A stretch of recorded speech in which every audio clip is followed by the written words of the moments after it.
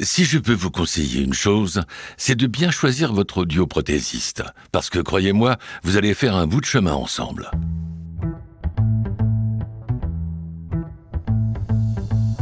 Appareillons, un podcast d'Audilab qui lève le voile sur les aides auditives. Aujourd'hui, dans Appareillons, nous allons parler du suivi.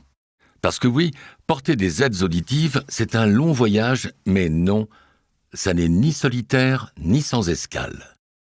Vous le savez, au début, avec mes appareils, j'avais plein de questions, et mon audioprothésiste a été très présent pour me répondre et me rassurer. Franchement, il a été super. Il y a juste un truc, c'est que je n'avais pas réalisé à quel point j'allais le revoir souvent. Pendant la période d'essai, d'1 mois, on s'est vu 3 fois. Pour moi, tout était bon. J'étais à l'aise avec mes appareils, j'entendais bien, ils ne me gênaient pas. Bref, tout roulait. Alors quand l'audio m'a proposé de reprendre rendez-vous 6 mois plus tard, j'ai pas bien compris. En voyant ma tête, il m'a tout de suite dit « Ne vous inquiétez pas, Paul ». Oui, il m'appelle Paul. C'est le protocole habituel et le suivi est inclus. En fait, je ne le savais pas à l'époque, mais il est important de faire une visite de contrôle 2 fois par an pour vérifier le niveau de l'audition et éventuellement adapter les réglages des aides. Maintenant, quand j'y vais, je cale mon prochain rendez-vous et je me le note quelque part, comme ça j'y pense et j'ai toujours un coup d'avance. Alors, je le précise pour les phobiques de l'organisation, et j'en connais quelques-uns, ce n'est pas du tout contraignant. Même si pour une raison ou pour une autre vous n'êtes pas chez vous pendant une longue période, vous pouvez prendre votre rendez-vous dans un autre centre que le vôtre. D'ailleurs, c'est comme ça que j'ai rencontré Christelle, l'audio que vous entendrez tout à l'heure. C'est mon audio des vacances, en Bretagne. Allez, je vais vous raconter comment se passe un rendez-vous de suivi. Comme ça, vous n'aurez pas de surprise. Premier petit conseil, pour éviter d'être ridicule, soyez transparent avec votre audio sur l'utilisation de vos aides. Une fois, j'ai fait un peu le malin en disant que j'avais été hyper sage et que je les avais portés. Tout le temps.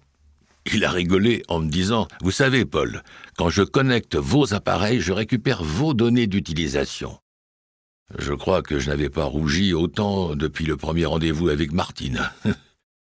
Bon, plus sérieusement, c'est hyper important de parler et de raconter ce qu'on ressent, de parler de ses progrès ou au contraire des choses qu'on entend moins bien. Ça permet d'affiner des réglages ou d'en tester de nouveaux. Et vous verrez, ça change tout. Ensuite, on parle un peu de l'entretien des appareils. C'est l'occasion de faire un petit rappel sur les règles de bon usage. C'est vrai qu'avec le temps et l'habitude, on peut oublier certaines choses et un petit rafraîchissement de mémoire, ça peut pas faire de mal. Vous vous rappelez par exemple à quel rythme il faut changer les filtres ? Je vous ai piégé, hein ? Tous les mois. Je fais le mariole, mais il m'a fallu quelques rappels à l'ordre pour m'en souvenir.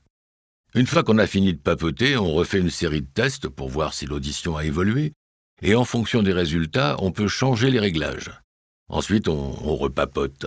En général, mon audio me redit à quel point c'est important de porter les aides régulièrement. Rappelez-vous, Paul, pour vous habituer, il faut porter vos aides au moins 8 heures par jour. Mon audio vous le dirait mieux que moi, mais le but de tout ça, c'est d'entendre de mieux en ayant de moins en moins conscience de ces appareils. C'est une belle récompense pour seulement 2 petits rendez-vous par an, non ? Je n'aurais pas dit mieux, Paul. La qualité du suivi est la clé du succès d'un dispositif d'aide auditive et une relation régulière avec votre audioprothésiste est votre meilleur atout pour mieux entendre. C'est pour cela que chez Audilab, nous accordons une grande importance à la qualité de notre service. Tous nos centres bénéficient de la certification NF Service de l'AFNOR, une certification très exigeante qui vous garantit un niveau d'écoute et de suivi optimal. Il faut savoir qu'au départ, une correction auditive n'est jamais efficace à 100% et que seul un suivi régulier et l'affinement des réglages en fonction des retours des patients permettent de faire progresser cette correction. Ce suivi régulier est réalisé par votre audioprothésiste, celui qui vous a guidé au moment du choix de vos appareils. Mais certains rendez-vous peuvent être effectués dans n'importe quel centre du réseau Audilab. Et en cas de difficulté à vous déplacer, vous pouvez même convenir d'un rendez-vous en visio et votre audioprothésiste pourra, si besoin, effectuer des téléréglages à distance. Et c'est vrai ça, j'avais oublié. Ça m'a bien aidé quand je me suis cassé la clavicule. Enfin, je vous raconterai ça une autre fois. J'espère que ce nouvel épisode vous a plu. C'est toujours un plaisir d'embarquer avec vous. Bonne écoute et à bientôt.